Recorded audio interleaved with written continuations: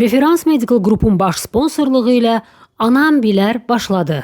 Salam, hər vaxtınız xeyir olsun. Referans Medical Qrupun təqdim etdiyi Anam Bilər verilişinin növbəti buraxılışında xoş gördük hər birinizi. Bugün mütəxəssislərlə bizi maraqlandıran sualların cavabını tapmağa çalışdıq. Hazırsınızsa bu həftə yayınlayacağımız mövzu başlıqları ilə qısaca tanış olaq.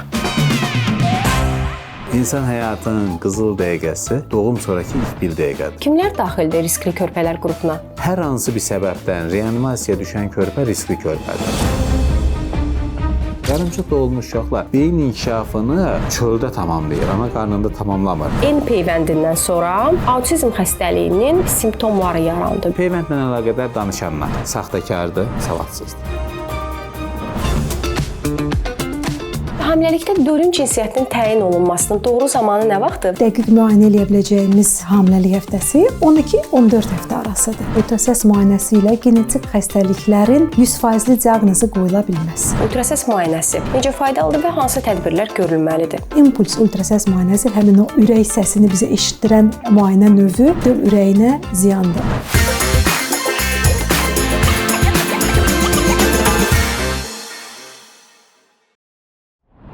Bugün yeni doğulmuşların müayinəsi, peyvəndi və qulluğundan danışacağıq. Bugünkü müsahibim Leyla Medical Center'ın pediatriya və neonatologiya şöbəsinin rəhbəri, pediatr neonatoloq Kamil Şərifovdur. Kamil doktor, yeni doğulmuşların doğum sonrası müayinəsinə nə zaman başlanılmalıdır? Yeni doğulmuş körpələrdə doğulduğu andan etibarən, yəni ilk bir dəqiqə içərisində başlamaq lazımdır. Artıq. İnsan həyatının qızıl dəqiqəsi deyilən bir termin var, bilirsinizmi?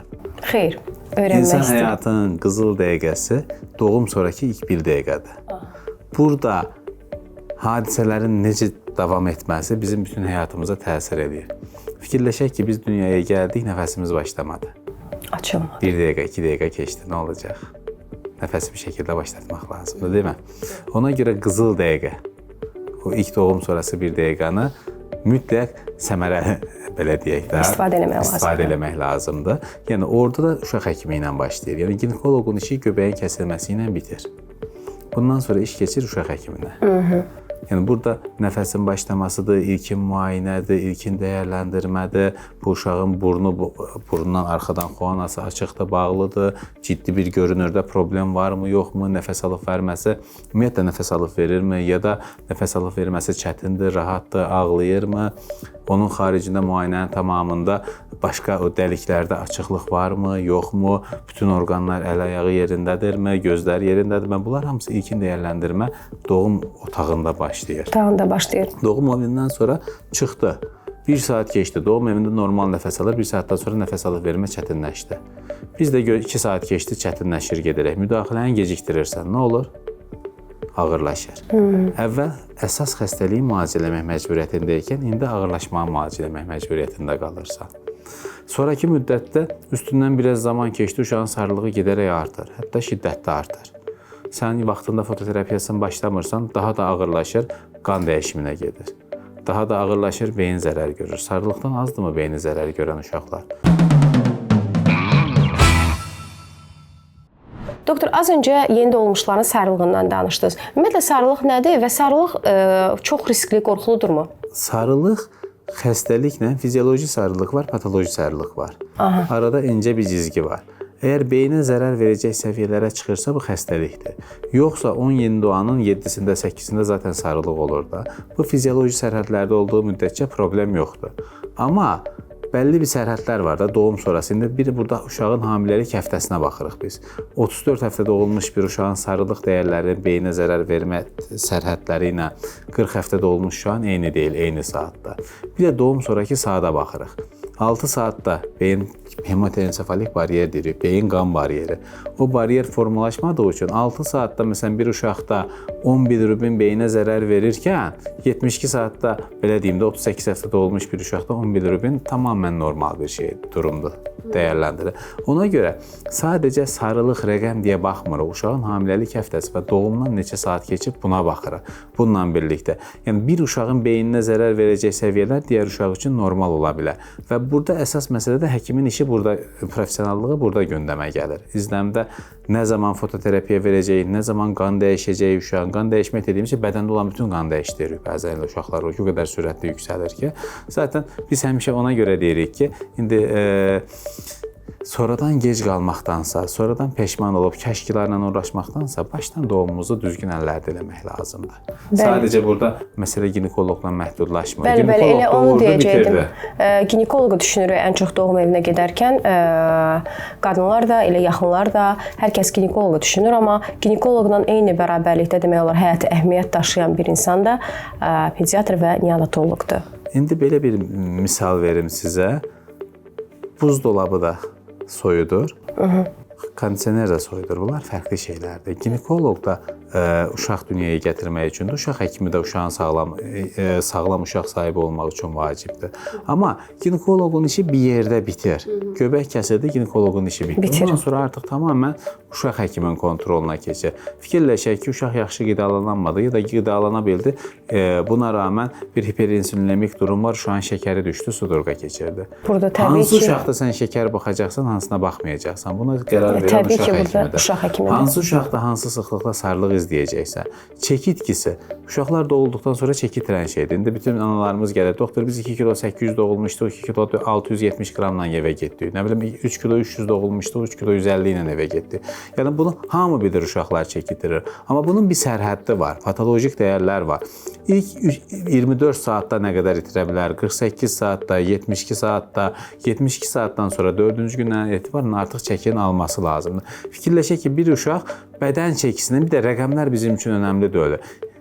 1800 qram doğulmuş uşağın 200 qram itirməsi ilə 4200 qram doğulmuş uşağın uç sərhədləri deyirəm də 200 qram itirməsi eynidir. Bu uşaq 200 qram itirib. Bu uşağın özünün çəkisi nə qədərdir? Bir adam 100 kilo olub 10 kilo arıqlayır. Bir adam 40 kilo olub 10 kilo arıqlayır. Bunlar zəifləyir. Bunlar eyni şey deyirlər. Bunlar tamamilə bədən nisbət deyilən bir şey var. Ona görə çəki itkisi də doğum çəkisinə nisbətdə bəlli sərhədlər var. Birinci gün 5% keçirsə bu kritik bir durumdur. İkinci gün 5 də deməyək, hətta 4%-in üzəri ciddi izləm gərəkən bir durumdur. İkinci gün 6%-lərə qədər, hətta 7%-ə gəlirsə bu kritik bir durum. Üçüncü gün və sonrasında 8%-lərə, hətta çıxırsa, bunu keçirsə bunlar kritik durumlardır. Bu rəqəmlərə uç sərhədləri deyirəm də. Biz normalda birinci gün 3, ikinci gün 6, üçüncü gün 7% normal, qədər olanları normal qəbul edilir. Uşaq gəlir, doğulubdur 3 kilo 900 qram.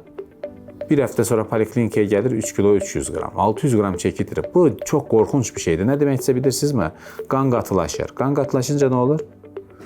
Sən incə bir kapilyardan su keçir, qatı mürəbbə mətli keçir. Hansı daha rahat keçəcək? Qan qatılaşanda elə olur. Yeni doğan bebəklərin zaten qırmızı qanı çox olur. Bir də çəki itkisi çox olub qatılaşınca nə olur? Beyinə qan gedə bilmir, beyində infarkt yaranır, ürəkdə bir sürü problemlər, böyrək venalarında tromboz qarşılaşmırıq mı? Qarşılaşırıq. Təbii ki, bunlar həyatı təhdid edən, bəzən ömür boyu problem yaradan hansı durumlardır. Hansı hallarda baş verir bu doktor bu qan qatılaşması? Çəki itkisi. Uşaq qidalana bilmir, bir şəkildə yetəri qədər o belə deyim, süt almır, düzgün şəkildə qidalanma düzənlənmir. Bunlar olur. Bunlarla biz çox qarşılaşırıq. Uşaq şəkər düşür, sudurqa keçirir. Qan qatılaşır, tromb batır böyrəyinə, beyninə, bir sürü problemlər, ömür boyu uşaqlar bəzən əziyyətini çəkirlər. Və ona görə biz deyirik ki, bir, düzgün doğuma girəndə uşaq həkimimizi öncədən seçmiş olmamız lazımdır. Doğumdan çıxır, bəzən görürlər ki, bizə də yazdılar. Ay doktor, bəs biz istəyirik uşaq həkimi siz olasınız, indi belə deyək də, bir aylıq olanda gələcəyik sizə kontrola. Bir aya qədər çox şey dəyişə bilər. Uşaq gedir, 3-cü günü sarılığı çox yüksəlir, düzgün izləmdə bir sıxıntı olur, uşağın beyni zərər görür. Bir aylıqkən gəlsən nə olacaq ki? Məsələ odur ki, doğumdan sonra xəstəxanadan çıxarkən sənin həkimin deyəcək ki, ya sən sabah gələsən poliklinikaya, ya bir 3 gün sonra, 4 gün sonra. Mən belə deyirəm ki, ən geci doğum evindən çıxmış uşaq 3 gün içərisində həkimin kontrolunda olması lazımdır. Heç bir risk yoxdursa. Doktor, əksər hallarda biz görürük ki, doğum evindən çıxandan sonra yenidən çağırış üçün bir 10 gün, 15 gün müddət keçir. Ona görə də bu qədər nevroloji xəstəxanaların qabağında uşaqlar ortalıqda gəzirlər, əziyyət çəkirlər. Haqlısınız. Buna görə. Məqsəd önləm almaqdır. 3 gün dediyim hər uşaq 3 gün sonra yox ha.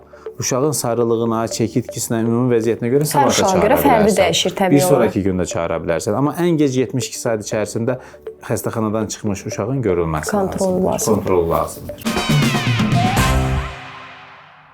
Doktor, bilirik ki, vaxtından əvvəl doğulmuş uşaqları küfəzə yerləşdirmək lazım gəlir bəzən. Amma bayaq siz söhbət əsnasında qeyd elədiniz ki, təkcə yarımçıq doğulmuş uşaqları yox, vaxtından əvvəl doğulan, daha doğrusu uşaqları yox, eyni zamanda vaxtında doğulan uşaqları da bəzən küfəzə yerləşdirmək vacibiyyatı yaranır. Ümumiyyətlə küfəz nə funksiyası yerinə yetirir? Nəyə görə bəzi uşaqların 3 gün qaldığı halda küfəzdə, bəzi uşaqlar 3 ay qala bilir? Küvez dediyimiz şey nədirsə bilirsinizmi? Uşağın həyati funksiyaları yetərsizdir. Nəfəs ala bilmir, yetərsiz alır. Təzyiqini saxlaya bilmir, qidalana bilmir ya da orqanları hələ tam yetişməyib da yarımçıq uşaqlarda.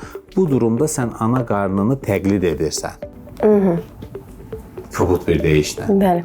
Yəni küvez dediyimiz şey budur. Yetirir. Yəni qoyursan ora, bu uşağın tənəffüs cihazına bağlayırsan, qidalandırırsan damardan ya da enteral həzm yolu ilə ya da damardan qidalandırırsan. Belə deyək də, süni ana bətnini funksiyasını yerinə yetirir. Bənzətməyə çalışırıq deyək də. Yəni ana bətni yaratmaq mümkün deyil təbii ki. Yaratmağa çalışırıq. Yəni hər hansı bir həyati funksiyasında, həyati funksiya tənəffüsdür, ürək dolaşım sistemidir, qidalana bilmir, bədən temperaturunu saxlaya bilmir, şəkərin qoruyub saxlaya bilmir. Bu uşaqları alırsan ora. Təzyiqini izləyirsən, qandakı oksigeni izləyirsən, ürək döyüntülərini izləyirsən, bədən temperaturunu kontrollü şəkildə saxlayırsan, sadəcə bədən temperaturunun düşməsi uşağa nə qədər, özəlliklə yarımçıq olmuş uşaqlara nə qədər ciddi problemlərə səbəb ola bilir. Ona görə bu küvez dediyimiz şey inkubatorlar, yəni uşaq normal həyata özü hazır olana qədər, həyati funksiyalara hazır olana qədər keçən müddəti orada saxlayırsan. Bəzi uşaqlar var, vaxtında doğulur, bir balaca tənəffüs çatışmamazlığı var, 2 günə, 3 günə çıxır. Bəzən sepsis olur, septik şok olur, bəzən yarımçıq doğulmuş uşaqlar. Uşaq doğulub 600 qram. 600 qramlı doğulmuş uşaq yemək yeyə bilərmi? Xeyr, təbii ki. Öz digər ehtiyaclarını təmin edə bilərmi?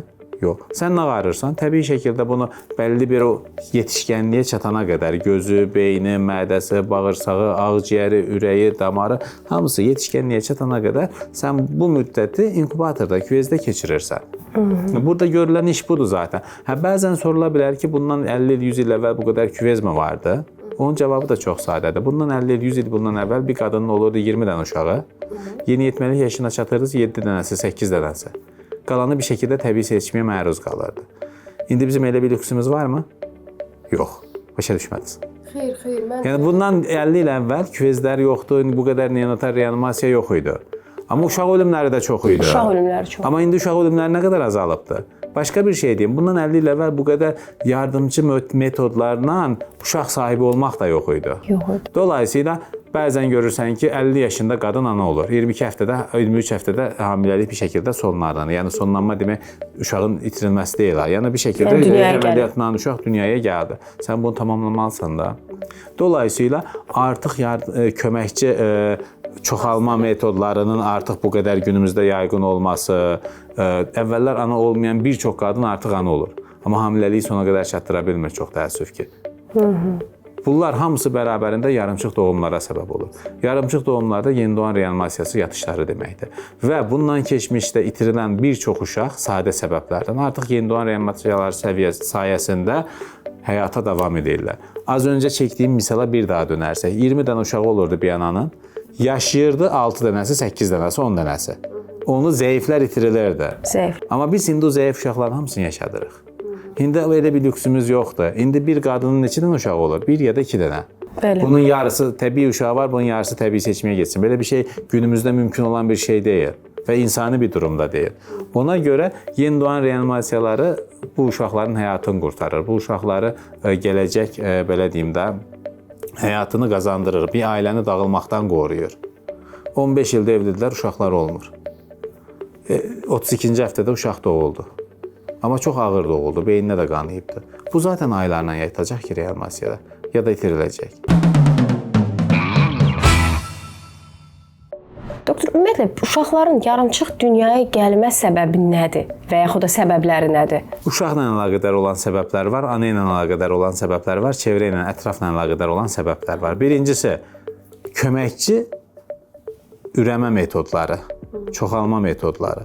Yəni bir qadın təbii yolla ana ola bilmir. Bunun uşaqlığı uyğun deyil, bədənin hormonal vəziyyəti uyğun deyil. Bunu bir şəkildə biz dərmanlarla düzəldib süni maylanma deyilən metodlarla hamilə qaldı. Əkildi uşaq.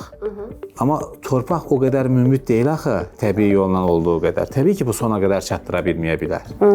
İkinci, anada xəstəliklər ola bilər. Ananın təzyiqi ola bilər, şəkəri ola bilər. Uşaqlıqla əlaqədar problemlər ola bilər. O qədər xəstəliklər var ki, bunlar hamısı hamiləliyin sona çata bilməməsinə, yarıda qırılmasına səbəb olur. Bu da yarımçıq doğumlara təbii ki, səbəb olur. Yəni bir neçə faktor var, bir səbəb deyil. Kamil doktor, son zamanlar sizdən riskli körpələr terminini tez-tez eşidirik. Kimlər daxildir riskli körpələr qrupuna? Riskli körpə izləmə. Mən deyərdim ki, çox ciddi bir problemdir. Niyə ciddi bir problemdir? Uşaq doğulub, reanimasiyada yatıb, tənəffüs cihazına düşüb, eşitmə testi olunmuyor. Sabah kar olur. Uşaq doğulub, erkən dönəmdə qulağa təsirləyən antibiotiklər alıb, eşitmə testi olunmuyor. Uşaq doğulub, beyninə qanayıb, vaxtında şam taxılmayıb.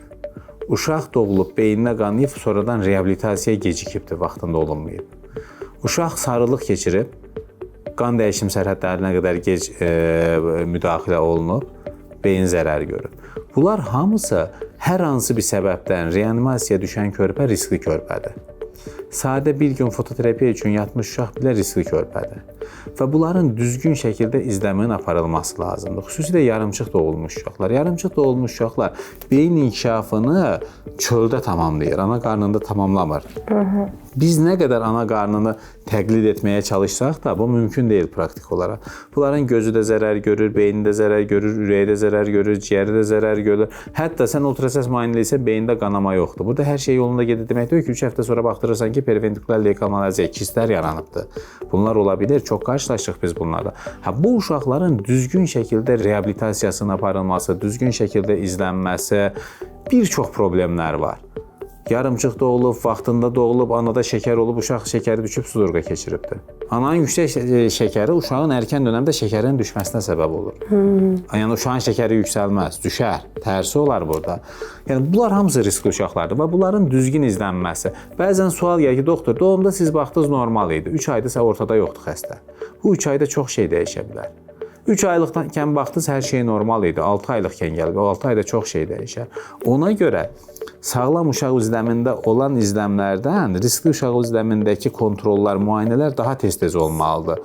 Və bu uşaqlardan normalın üzərində bəzən ehtiyac olanda laboratuvar analizlər, görüntüləmələr, xüsusilə beyin görüntüləməsi. Sadə bir şey deyim mi?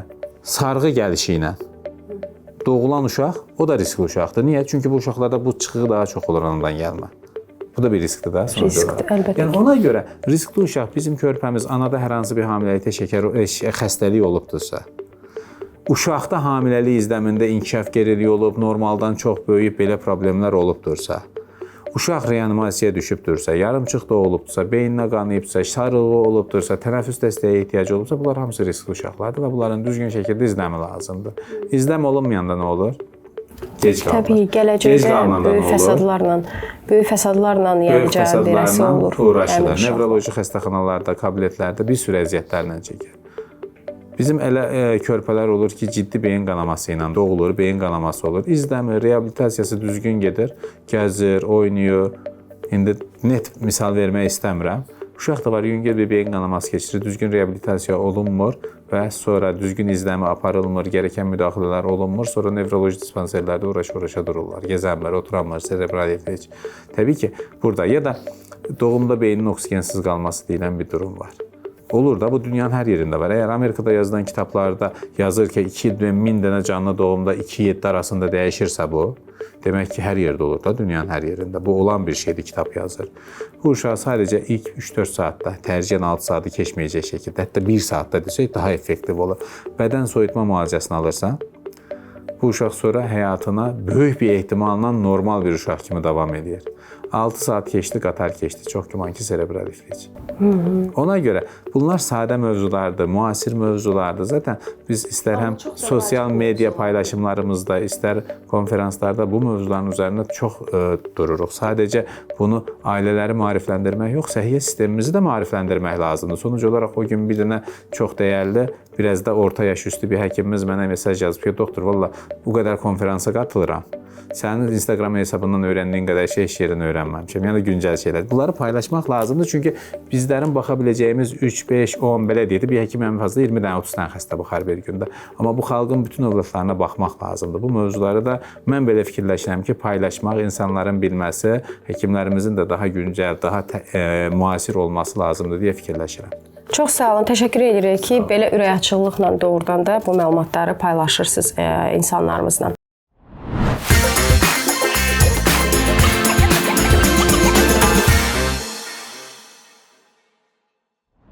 Yeni doğulmuşların göbəyi nə zaman düşür və yeni doğulmuşların göbəyinə qulluq, gigiyena necə olunmalıdır? Yeni doğulmuşun göbəyində bir problem yoxdursa toxunmamaq lazımdır. Uşağı rahat buraxmaq lazımdır.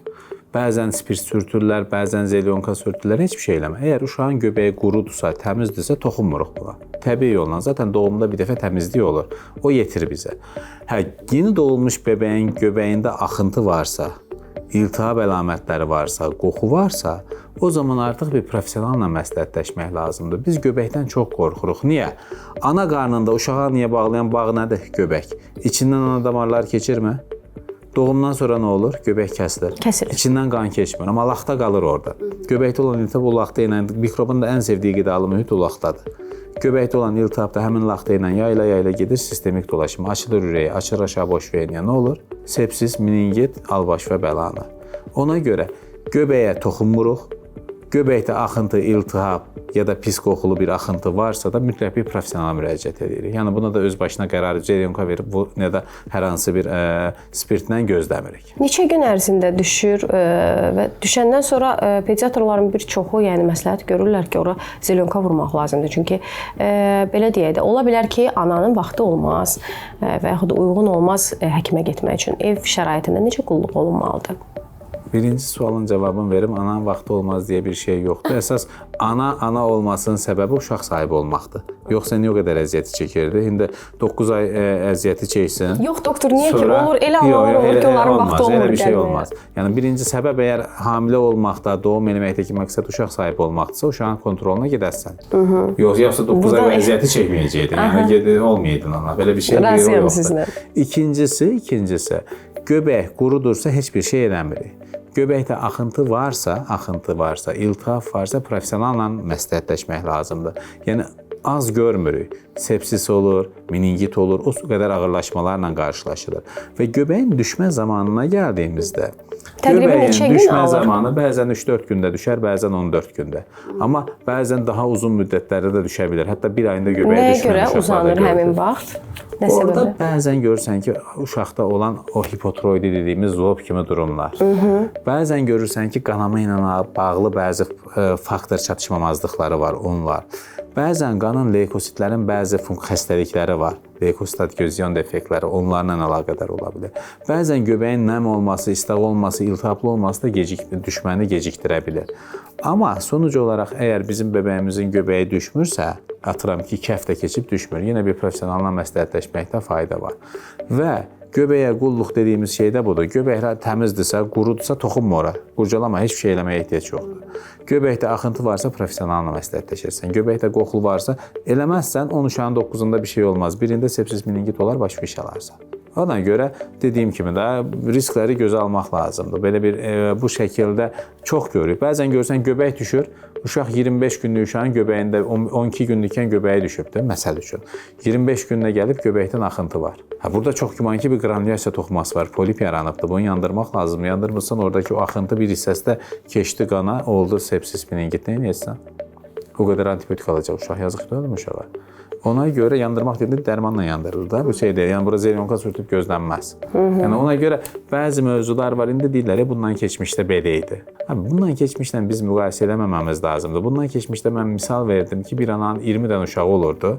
Ondan 8-10 yaşayırdı. Qalanı bir şəkildə 3 aylıqkən, 5 aylıqkən itirilirdi. Biz indi bunu gözə ala bilərik? Yox. Bir ananın bir dənə uşağı olur. Bizim hər türlü bu uşağı yaşatmamız lazımdır. Bir də sadəcə yaşamaq yetərmi?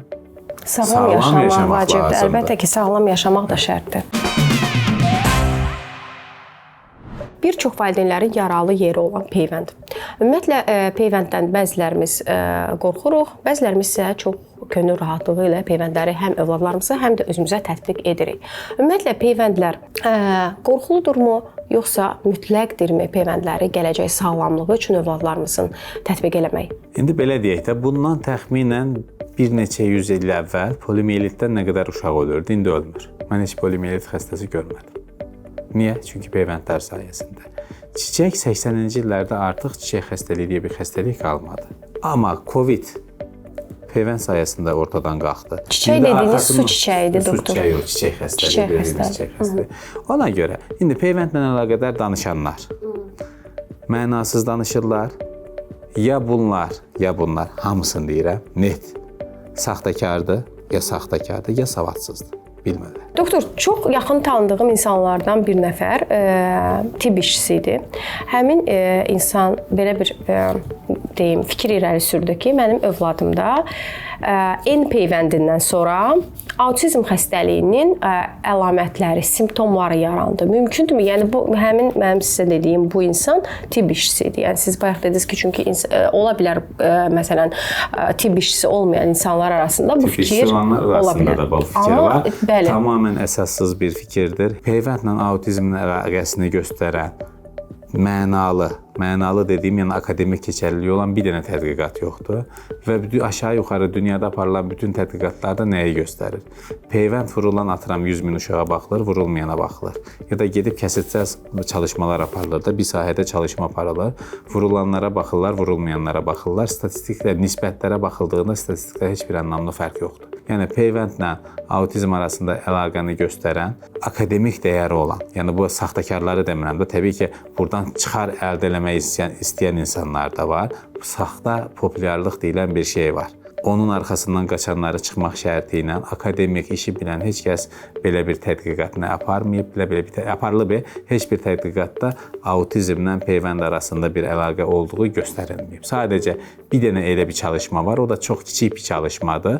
98-də bir İngilis uşaq həkimi də deyil bu, Andrew Wakefeld'in bir çalışması var. Çox kiçik bir çalışmadır və sonradan məlum oldu ki, tamamilə saxta çalışmadır. Bütün laboratoriya nəticələr hamısı dəyişdirilmiş çalışmadır. Onun xaricində belə bir çalışma yoxdur və insanlığı peyvənd qurtardı. Amma insanlıq hələ çox təəssüf ki, qurtarılmayıb. Hələ də peyvəndlər yetərsiz var. Bəli. Hələ də müəyyən tərəddüdlərimiz var. Yəni şəxsən mənim də müəyyən tərəddüdlərim var peyvəndlərə qarşı. Yox, peyvəndləri vurdurmaq lazımdır. Bax, sadə bir misal verimmi? Buyurun. Bilirsən ki, mən aktiv işləyən bir adamam. Bəli. Çox da aktiv işləyirəm. Çox aktiv. Günün, yəni səhər saat 8-də xəstəxanaya gəlirəm, axşam neçədə çıxıram, səhərə qədər reanimasiya, çox poliklinika hamısının ortasında. Sadəcə sentyabr ayında neçə yüzdən uşağa qrip peyvəndi vurdurdum. Hansı ağırlaşıb reanimasiyaya düşdü? Heç biri.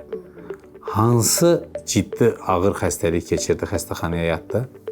Sentyabrda vurduqlarını oktyabrda heç biri. Sadə bir qrip peyvəndindən. Amma bu qədər sezonun sonunda da artıq rahatlıqla danışa bilərik. Bu qədər peyvənd xəstəxanalara yatan, reanimasiyaya düşən uşaqların böyük çoğunluğu ya peyvəndləri vurulmamış uşaqlardır, ya tamam vurulmuş uşaqlardır. 10 gün, 15 gün, 20 gün antibiotik alan, 2-li, 3-lü antibiotik alan uşaqlar oldu. Ehtiyac var idi mi? Uşaqlarımızın peyvəndini vurduraq, xahiş edirəm. Qrip peyvəndi qeyd elədiniz, doktor. Qrip peyvəndi nə qədər müddətə qoruyur uşaqları həmin qripdən? Qrip belə bir virusdur ki, antigen dəyişikliyinə gedir. Ona görə hər sezonda öngörülən ştamplar nəzərə alınaraq yeni sezon peyvəndlər çıxarılır. Yəni, məncə risk qrupunda olan uşaqları, xüsusilə böyüklər bağçaya gedir, evdə balaca uşaq varsa, böyükləri də peyvəndləmək lazımdır ki, mən öz tətbiqimdə bu şəkildə eləyirəm. Eləməyən ailələrdə olur təbii ki, onlar xəstəxanadan çıxamırlar. Həftə 8, mən 9, bütün günü xəstələnib. Doktor, mənim özümə də maraqlıdır. Övladlarınıza eləyirsiniz həmin peyvəndləri hər fəsildə? 100%, hər fəsildə eləyirəm. Özüm də oluram mən. Hətta paylaşıram da. Paylaşırsınız. Yəni, biz qrip peyvəndi olmasaq, bu qədər gündə 40-50 dənə uşaq görən bir həkim olaraq da, belə deyim sizə, sağlam qala bilərik mi? Mümkün deyil yəni. Ona görə mütləq və mütləq ciddi şəkildə xəstəliklərdən qoruyur. Sadə bir misal verimmi? Buyurun. İlk Azərbaycana gəldiyim indi təxminən 10 dənə uşağa peyvənd eləmişdim qrip peyvəndi. Qrip peyvəndi. O 10 uşağın qohum qardaşı o qədər fayda gördü ki, bu sezonda 300-ün üzərində uşağa peyvənd elədi. Və onların heç birində demək olar ki, ciddi xəstəliklə üzün görmədim ortalıqda. Bağçaya gedənlər var, məktəbə gedənlər var, bunlar içərisində kiçik uşaqlar var, evdə balaca qardaş olanlar var. Yəni qrip deyib küçümsürük, amma doğrudan çox ağır fəsadlara gətirib çıxarır. Aynen sağalmaya bilir. Sadəcə qripdən qorumur axı. İndi deyək ki, biz idmançıyıq, güləşlə məşğul oluruq. Biri də heç bir idmanla məşğul olmur. Bir boksçu ilə qarşılaşanda hansı daha yaxşı özünü qoruyur? Güləşçi. Əlbəttə ki, güləşçi. Sən bir peyvəndi vuranda immun sistem bir növ idman eləyir. Biri qaçıcıdır, atletdir. Biri heç bir şey yeyib kilo göbək bağlamış bir adamdır. Başqa bir misal verim. Bir güləşçi ilə qarşılaşanda bu ən azından qaçacaq da özünü qurtaracaq. Doğrudur, doğru. Ona görə bir şəkildə immun sistem daha ayaqda olur, daha cav olur, aktiv olur. Ona görə yəni özünü qoruma qabiliyyəti yüksək olur. 100%. Başqa bir təhlükədən qoruyan, indi bir universitet bitirmiş bir adam, məsələn mühəndisdir. Fizika müəlliminin də bəzi mövzularından xəbəri olur da, amma heç məktəbə getməmiş adam fikirləşmir. Doğrudur. Yəni burada sistem bu qədər sadədir. Və izləyicilərimizdən mən bir növ bunu bir xahiş kimi də başa düşərlər. Yəni elm əsası olmayan, dediyi sözün ağzından çıxan kəlmənin qaynağını göstərə bilməyən ya da qaynaq göstərdiyi adamın özü şarlatan olan. Filankəs belə deyir, amma filankəsin özü şarlatandır axı. İnsanların sözlərinə çox güvənməmək lazımdır. Bəli, tibbə güvənmək lazımdır. Müasir tibbə güvənmək lazımdır, yaxşı mütəxəssislərə güvənmək lazımdır. Düşünürəm ki, mən də elə öz övladıma böyük ehtimalla ki, çünki biz də ağır bir perioddan keçdik bu fəsil. Açıq desəm mən peyvənd elətdirməmişəm övladıma, amma artıq düşünürəm. Çünki çox şey yarayır, mükəmməl bir şeydir. Bəli.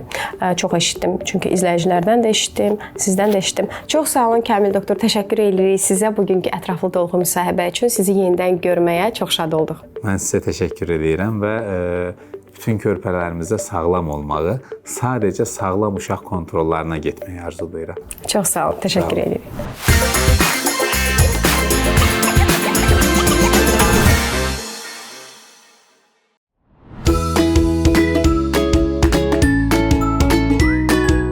Bugünkü maraqlıdır rubrikamızda körpələrdə görmə və göz problemlərinin inkişafından danışacağıq. Dünya kiçik bir körpə üçün yeni və heyrətamiz bir yerdir. Öyrənməli çoxlu yeni bacarıqlar var. Sağlam körpələr görmə qabiliyyəti ilə doğulsalar da gözlərini fokuslamaq, dəqiq hərəkət etdirmək və hətta onları birlikdə istifadə etmə qabiliyyətini hələ inkişaf etdirməmiş olurlar. Vizual məlumatların işlənməsi ətrafımızdakı dünyanı dərk etməyin vacib hissəsidir. Körpələrdə görmə və göz problemləri inkişaf gecikməsinə səbəb ola bilər. Buna görə də körpəniz böyüdükcə və görmə qabiliyyəti inkişaf etdikcə müəyyən mərhələlərdən xəbərdar olmaq vacibdir. Yeni doğulandan 4 aya qədər körpəniz dünyaya gələndə sizə və ətrafdakı dünyaya qeyri-səlis gözlərlə baxır. Onlar ən yaxşı şəkildə müəyyən uzaqlıqdakı obyektlərə fokuslana bilirlər. Bu körpənizi qucağınıza alarkən üzünüzü görməsi üçün doğru məsafədir. Bətninizin qaranlığından sonra dünya parlaq, vizual olaraq stimullaşdırıcı bir yerdir. Əvvəlcə körpəniz üçün müxtəlif obyektləri izləmək və bir-birindən ayırmaq çox çətin olacaq. Körpənizin ilk bir neçə ayında gözləri birlikdə daha effektiv işləməyə başlayacaq. Ancaq koordinasiya çətin ola bilər və bir gözün çəpləşdiyini və ya hər iki gözün çəpləşdiyini görə bilərsiniz. Əksər hallarda bu normaldır. Xüsusilə bir gözün tez-tez içəriyə və ya xaricə baxdığını qeyd etməyə davam etsəniz, növbəti səfərinizdə bu barədə mütləq pediatrınızla danışmağa dəyər.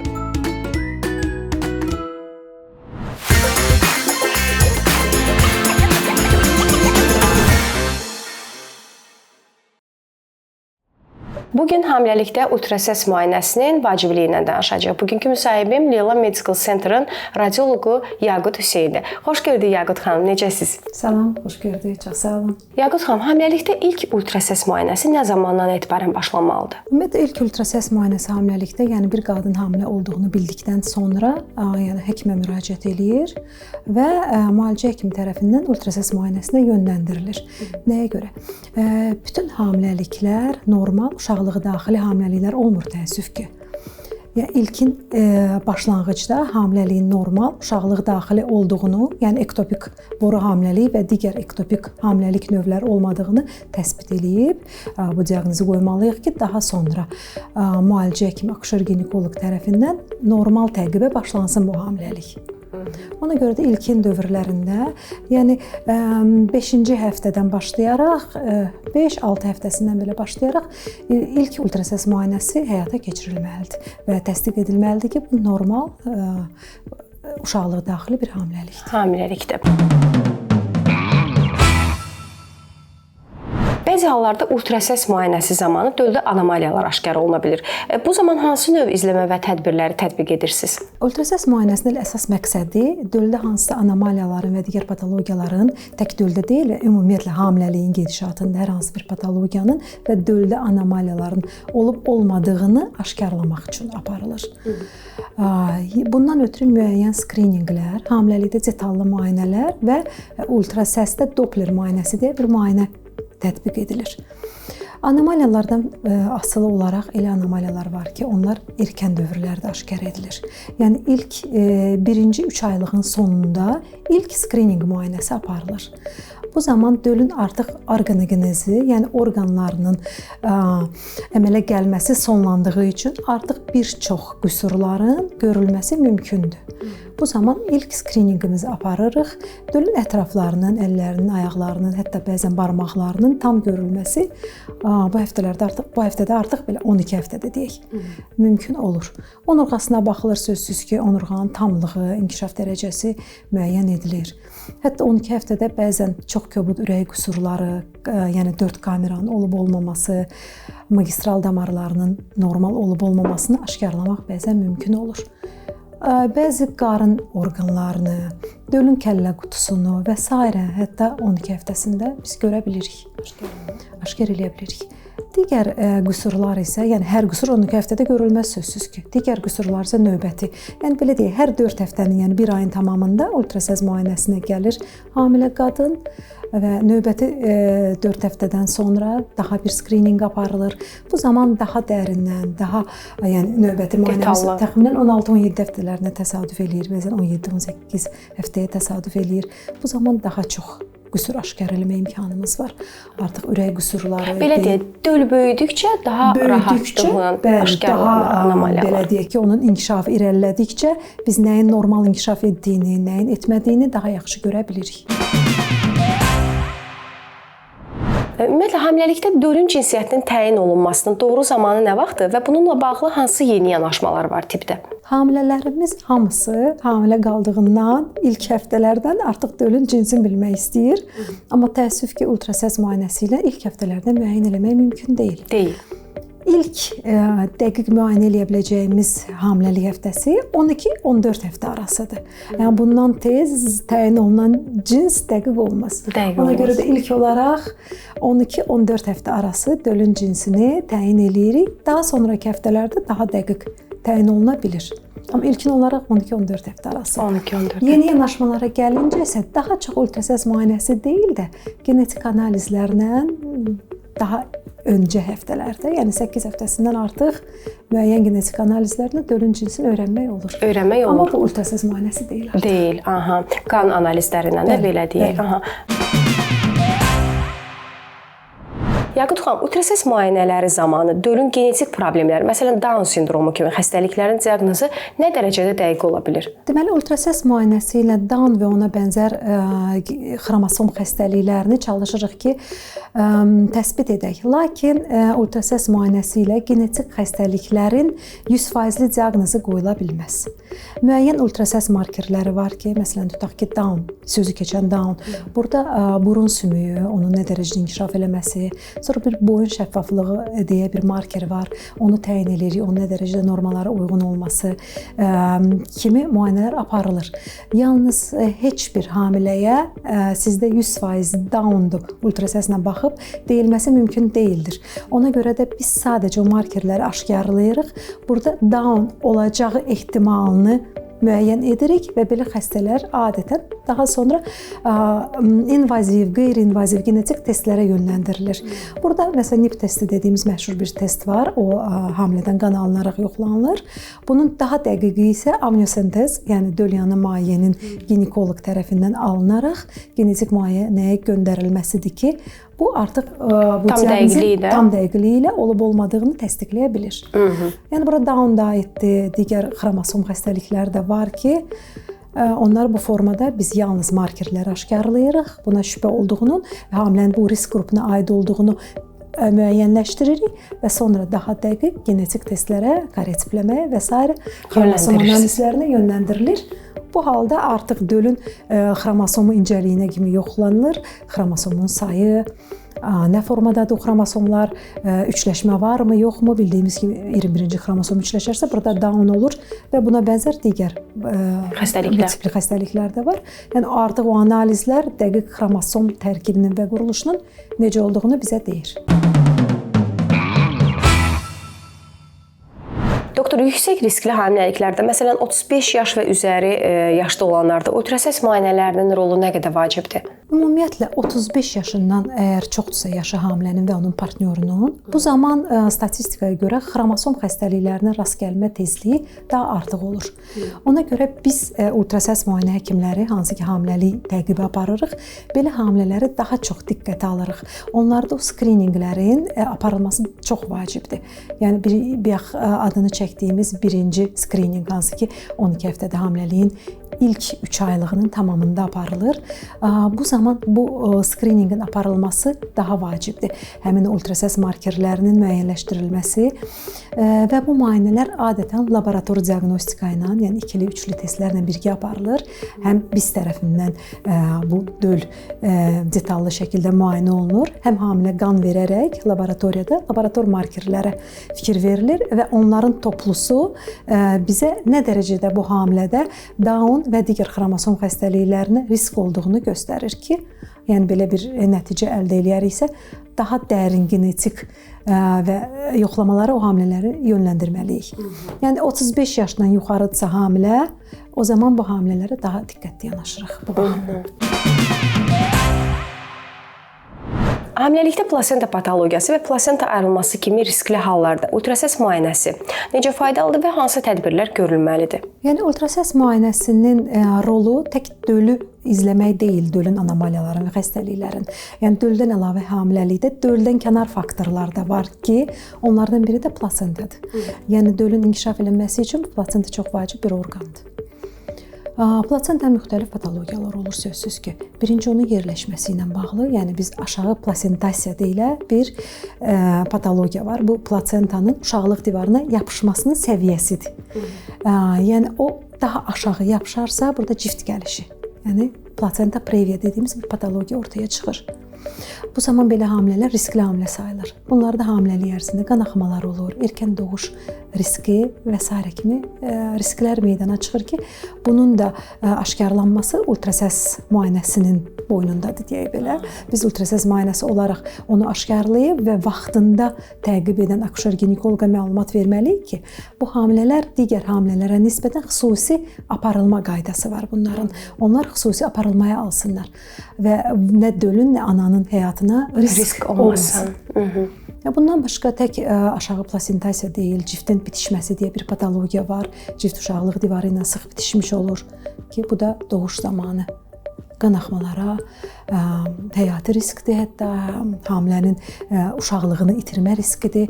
Ona görə də belə patologiyada vaxtında aşkarlanması çox vacibdir. Yəni bunun səthi yapışması var, daha çox rast gələn budur.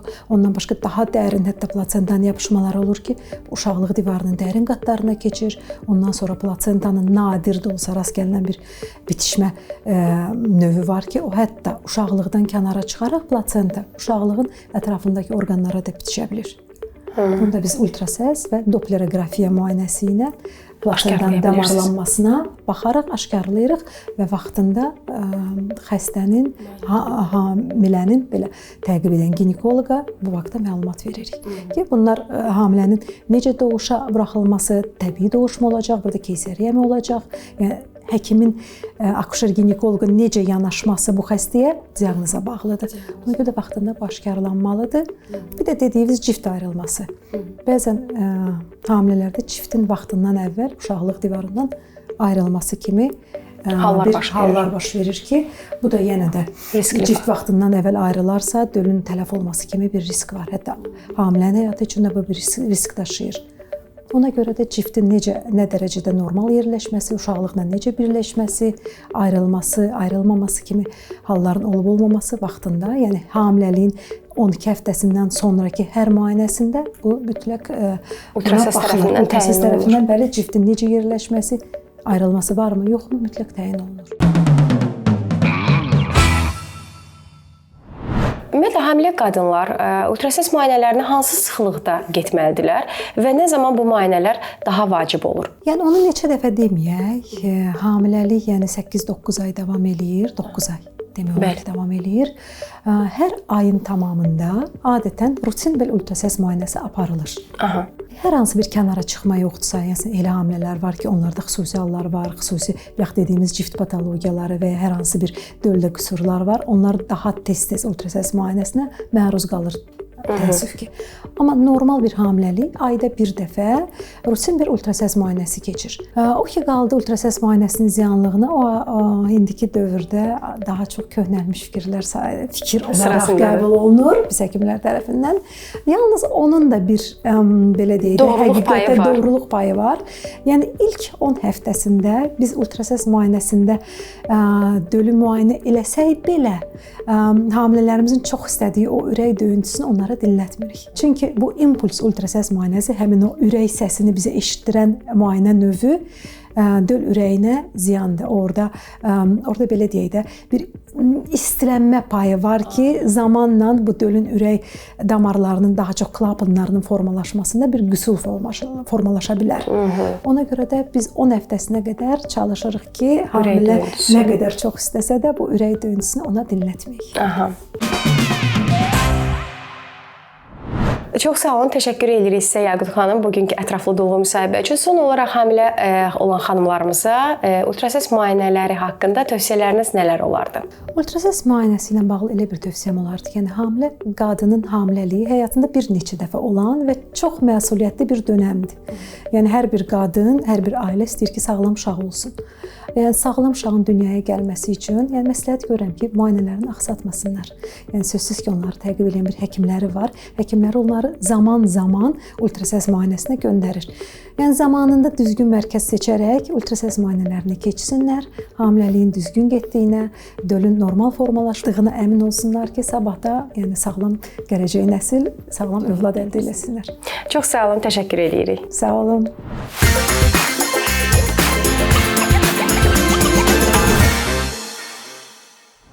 Beləcə, daha bir maraqlı buraxılışımızın sonuna gəlib çatdıq. Mütəxəssislərimizə ünvanlamaq istədiyiniz sualları aşağıda qeyd etdiyimiz sosial şəbəkələrimizin mesaj və ya şərh bölməsinə yaza bilərsiniz. Övladlarınızın və özünüzün sağlığını mütəxəssislərə etibar edin. Gələn həftə görüşmək ümidi ilə bugünlük sizlərlə sağollaşırıq. Sağ olun, sağlıqla qalın.